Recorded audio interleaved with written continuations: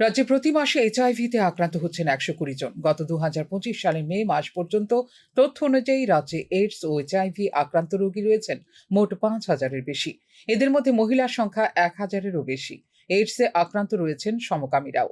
2023 সালের এপ্রিল মাস থেকে 2024 সালের মার্চ মাস পর্যন্ত 2,04,180 জনের পরীক্ষা করা হয়েছে রাজ্যে। তার মধ্যে আশ্চর্যজনকভাবে 1,400 জনের শরীরে মিলেছে এই ভাইরাসের হদিশ। পরিস্থিতি বিবেচনা করেন এবার সক্রিয় হয়ে উঠেছে আগরতলা পুর নিগমও। পুর নিগম এলাকায় এইডস প্রতিরোধে পুর কর্পোরেটরদের আরও সক্রিয় ভূমিকা পালন করা নিয়ে আয়োজিত হয় বৈঠক।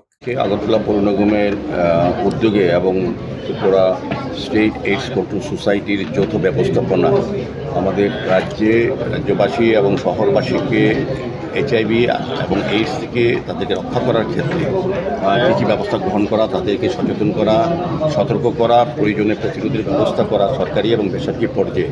সেক্ষেত্রে আজকে আলোচনা সভা হয়েছে। মূলত আমাদের দেখেছি আমাদের রাজ্যে মাননীয় মুখ্যমন্ত্রীর আবেদনে নেশামুক্ত ত্রিপুরা গঠনের যে ডাক দেওয়া হয়েছিল সেটা আমরা চেষ্টা করছি, কারণ আমরা জানি এবং আজকে যেটা বলা হয়েছে যে বিশেষজ্ঞরা বলেছেন নেশার থেকে বিশেষ করে যারা সিঞ্জের মাধ্যমে নেশা গ্রহণ করেন তাদের থেকে কিন্তু এইচআইভি আক্রান্ত সংখ্যা বেশি, এবং এইচআইভি যারা আক্রান্ত তারা পরবর্তী সময় এইডস আক্রান্ত হয়ে যান। কাজে সার্বিকভাবে এই তিনটা বিষয়কে সামনে রেখে আলোচনা সভা হয়েছে আমাদের রাজ্যের মাননীয় মুখ্যমন্ত্রীর নির্দেশে এই সক্রিয়তা বলে জানিয়েছেন মেয়র দীপক মজুমদার। আগে সারা রাজ্যবাসীর কাছে সমস্ত ব্যক্তির কাছে আবেদন রেখেছেন, যখনই বিশেষ করে জনপ্রতিনিধির কাছে আমাদের মুখ্যমন্ত্রী প্রফেসর ডক্টর মানিক সাহা মহোদয়, যে যখনই কোনো সভা আলোচনা সভা হোক, এটা গ্রামীণ সভা হোক আর পথসভা হোক বা জনসভা হোক, যাতে সমস্ত বিষয়বস্তুর সঙ্গে নেশা, এইচআইভি এবং এইডসের বিষয়টা থাকে, জনগণকে সচেতন করা, সতর্ক করা এবং প্রতিরোধের ব্যবস্থা গ্রহণ করা।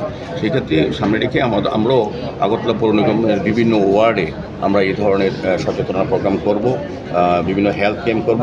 যারা আক্রান্ত হয়েছেন তাদেরকে যেমন সরকার ব্যবস্থাপনা করছেন, Tripura state AIDS control society পক্ষ করা হচ্ছে। আর যারা আক্রান্ত হওয়ার সম্ভাবনা আছে আমরা মনে করি যে কী কী কারণে, সেগুলি মানুষকে তুলে ধরার জন্য সচেতন অ্যাওয়ারনেস প্রোগ্রাম করবো এবং হেলথ ক্যাম্প করবো। সমস্ত মানুষের স্বাস্থ্য পরীক্ষা করবো, তারা কেউ আক্রান্ত আছে, কারণ আমরা জানি না এইডস বা এইচআইভি কিছু কিছু লক্ষণ থাকে, কিন্তু সবাই আমরা হয়তো জানি না যে আমরা কারা কারা এইচআইভিতে আক্রান্ত হয়েছে। সেক্ষেত্রে হেলথ ক্যাম্পের জন্য আমরা চিকিৎসা করবো এবং বিশেষ করে আমরা আবেদন রেখেছি যে ব্লাড ডোনেশন ক্যাম্পগুলি করার জন্য। যত বেশি ব্লাড ডোনেশন ক্যাম্প বা রক্তদান শিবির করা হবে, রক্তদান শিবিরে যারা রক্ত দেন তাদের কিন্তু রক্তের পরীক্ষা কিন্তু পরবর্তী সময় করা হয়। সেক্ষেত্রে কিন্তু এইচআইভি আছে কিনা এটাও কিন্তু নির্ণয় করা হয়। সার্বিকভাবে এই ব্যবস্থাগুলি আজকের আলোচনা আমরা আলোচনা করছি।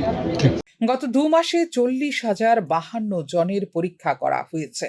তার মধ্যে 300 জনের শরীরে এইচআইভি ভাইরাসের হদিশ মিলেছে, যা উদ্বেগজনক বলেই জানিয়েছিলেন মুখ্যমন্ত্রী ডাক্তার মানিক সাহা। শিক্ষা দপ্তরের আধিকারিকদের সঙ্গে কথা বলে বিদ্যালয়গুলিতে সেক্স এবং ড্রাগস এডুকেশন বাধ্যতামূলক করার বিষয়টি চলছে চর্চা। তবে হাসপাতালগুলিতে কারো অনুমতি ছাড়া এইডস পরীক্ষা বাধ্যতামূলক করার ক্ষেত্রে সৃষ্টি হতে পারে জটিলতার। যুবক যুবতীদের এইডস সম্পর্কে আরও বেশি সচেতন করতে হবে। সমাজে থেকে এ ধরনের মারণ রোগকে দূর করতে হলে জনপ্রতিনিধিদের রাজনীতির ঊর্ধ্বে উঠে একযোগে কাজ করতে হবে। তবেই এই মারণ রোগ প্রতিরোধে কাঙ্ক্ষিত সাফল্য আসবে বলে বার্তা দিয়েছিলেন মুখ্যমন্ত্রী ডাক্তার মানিক সাহা।